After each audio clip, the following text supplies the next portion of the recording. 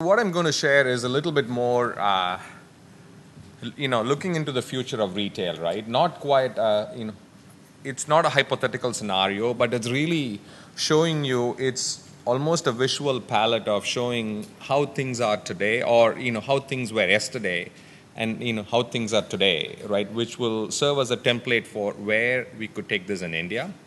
And I will also talk about how, right? So it's really right? So there is a lot of talk and there is a lot of energy behind the debate on, right, the big versus small retailers, the Kirana stores and all, right? So the message that I have is, right, with the technology platforms that are getting rolled out, I think it's going to make this more of a level playing field. So I don't think it's a big versus small. I think, it's more an and, right? I think, both of those will coexist, both of those will survive. And that's really the key message for today. So what I'm going to do is, right, take about 7 or 8 different aspects of the retail business model, right? All the way from pricing, promotion, assortment, merchandising, marketing, media mix, right? So think of the different aspects of a typical retail business model. And then I will walk you through how experiences, right, consumer experiences and actual employee experiences are changing dramatically. So let's start with pricing, right? So so the picture on the left here, right? So this is fairly typical, right? You can go to a store in India, you can go to a store anywhere else in the world. Sales and, right, so there are, right, which is fairly constant for all customers, right? Towards where we are moving towards dynamic pricing, right? Where this is an example from Japan, but there are examples of this in the US as well, where the prices will dynamically change between morning and afternoon and the evening, because the kind of crowd you attract is actually quite different. And so for the same product, exactly the same product, the pricing is not the same, right? So this is sort of dynamic pricing based on timing of the day.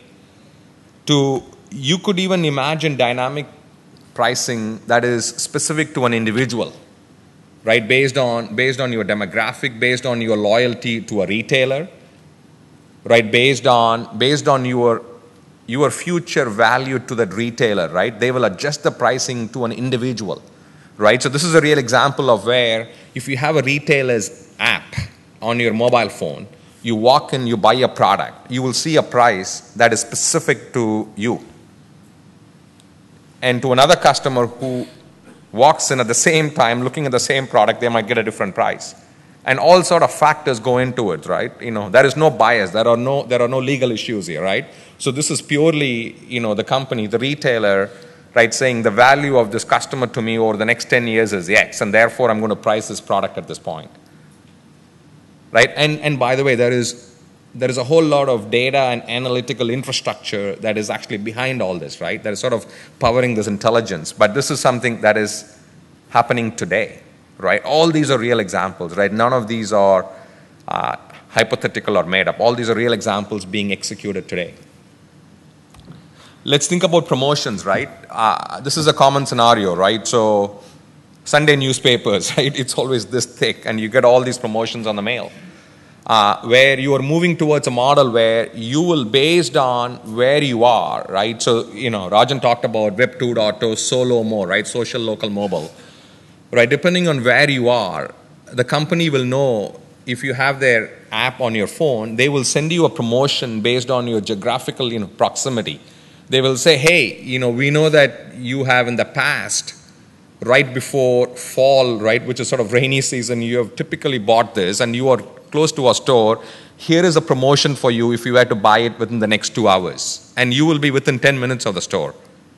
And guess what? These promotions that are very close to the events, right? These event-based promotions have 5 times more impact, 5 times, right? Historically, there is data to show event promotions that are close to targeted, relevant, event-based promotions like this have 5 times more impact than a regular ordinary promotion package. Or the same thing with, this is even taking it one step further, right? Which is where, and by the way, I personally experienced it with somewhat of a less sophisticated store in the US about 3 weeks ago, which is you take a mobile phone, let me just, talk about my own experience, right? So I walk into this, the store in the US in Palo Alto called the, Burlington Coat Factory, right? The Burlington Coat Factory, I have a, 5-year-old girl. So I was looking for this very specific, product, or historically we have bought this thing called, the bicycle shorts, right, for my daughter. And I was there, and, and the promotion was, as I walked in, hey, there is an app, do you want to download? So I, just out of curiosity, I was in fact literally thinking about this talk and say, let me think what these guys do. I download this as I walk near one of the sections, right? And there is a promotion right there saying, do you want to buy bicycle shorts, of this color for this price? I literally couldn't believe it, right? Burlington Coat Factory. And, I call my wife and say, how the heck did these guys know it? And then my wife says, no, we have, we have a loyalty card with them. So, so the moment you download it, you logged in, they know it was you. I could not believe it, right? So this is where we are going. Assortment, right? So I'm sure, right, at least some of you have seen this, right? If you go to, the subway tubes in London, or there is this, example in Korea, right? You have this virtual wall, by the way. You have the virtual wall, which is actually a digital wall. And when you're waiting for your train, you can go and you can literally shop, and they will ship it to you to your house. And by the way, this is even the picture below to the right, by the way, that's not even in the train station. This is individual assortment design, right? So where in Australia, one of the retailers has partnered with a healthcare company. So the moment you walk in, by the way, and this is obviously with their own permission, right, with your own permission, they know you are a diabetic. The moment you walk in, there will be a virtual wall that's specific to you, which will have the sugar-free cookies, the vegetables, along with recipes, that is really friendly to patients who are, diabetic and so on. So there is a virtual assortment that's customized to you. And so you can sort of go in and say, well, I want this, I want this, I want this, and it gets automatically shipped to the checkout counter. This is happening today. This is not a hypothetical scenario.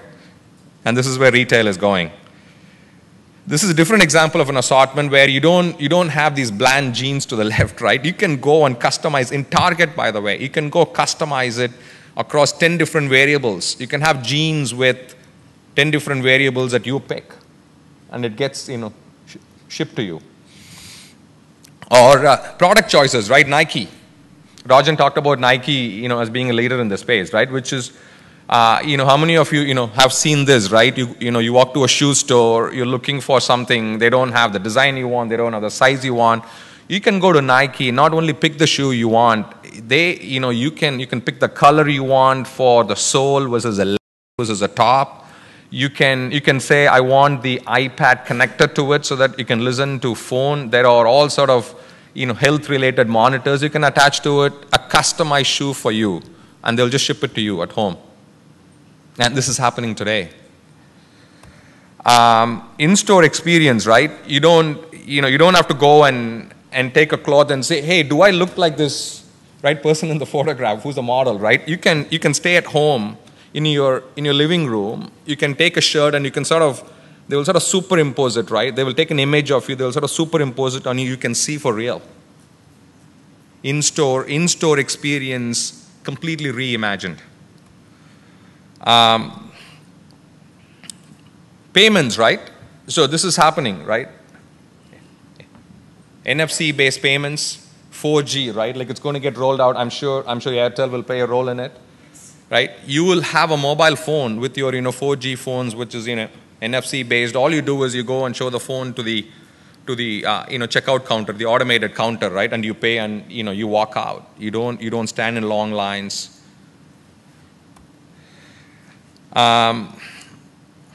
Product innovation, right? So this is, when I say product innovation, broadly category planning, merchandising, right? You can just imagine any of the product choices you make.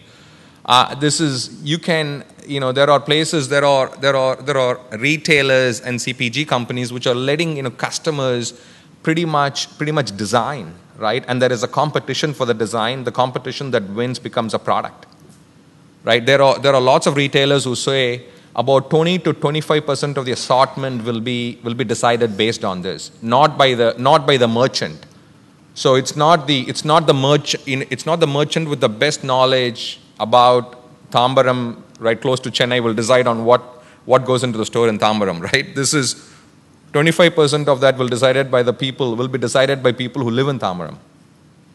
That's a model. That's a model. This is right. How many of us have seen, right? Tell us what you think, and there is a form, right? To Best Buy, going to a model where you will actually come up with ideas, and other people on the web, other loyalty members will vote on those ideas, and the best product wins, and that's what gets into the assortment.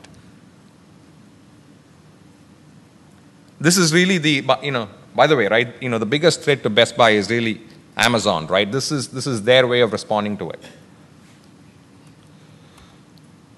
Availability, right? Stockouts, the product you want, when you want, and where you want, not happening, right? So this is where you can go, you will know the product you want and whether or not they have it. You can order it online in the store, and they'll, for anything they don't have, they will just deliver it to you.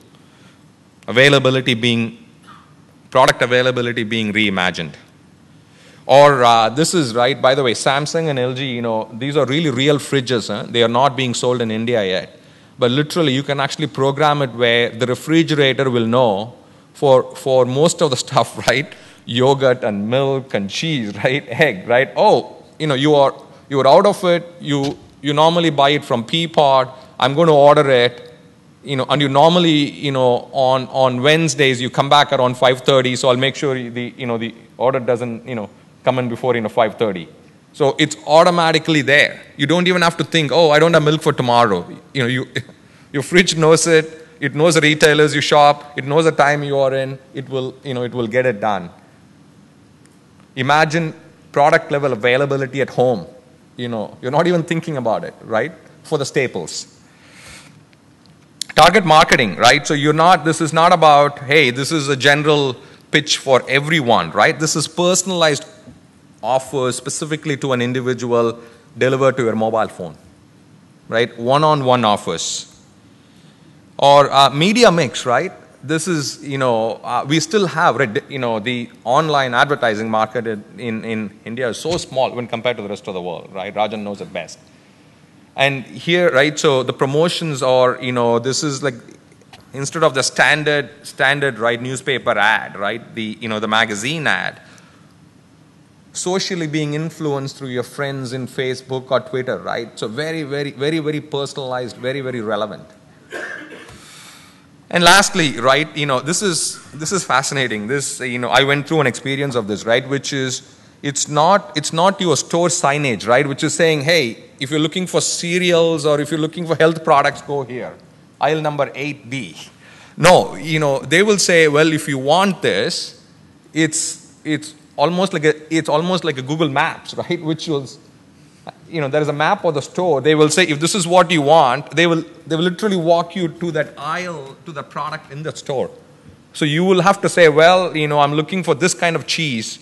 Boom, boom, boom. You go to that part of the store and there is a cheese. And if you don't, and if it's stock out, if it's not there, you can order it online. And by the way, they will give a specific price for you for the cheese. So this is kind of where we are going in retail, right?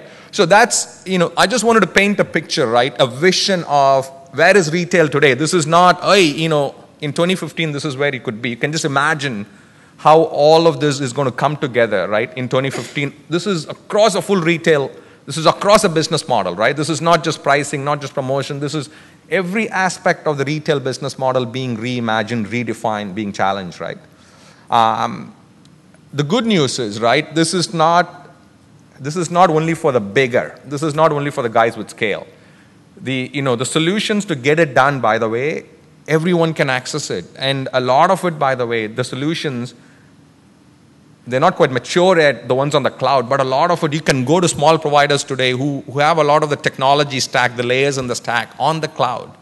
It's not CapEx, it's more the OpEx business model, right? So it's quite accessible to the big and the small. And it's going to be transformational, right?